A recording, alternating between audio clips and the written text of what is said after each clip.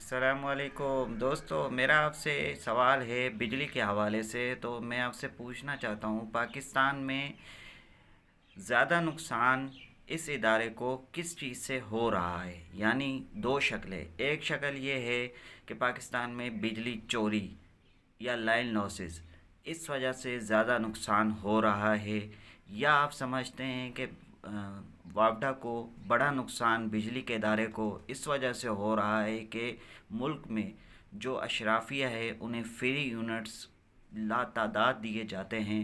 जिस तरह हमें कभी कभी जोंग की तरफ से मैसेज आ जाता है या जैस की तरफ से कि आपको फ्री मिनट्स दे दिए गए, इस तरह उनके लिए 24 घंटे 12 महीने 30 दिन हर दिन बिजली फ्री है।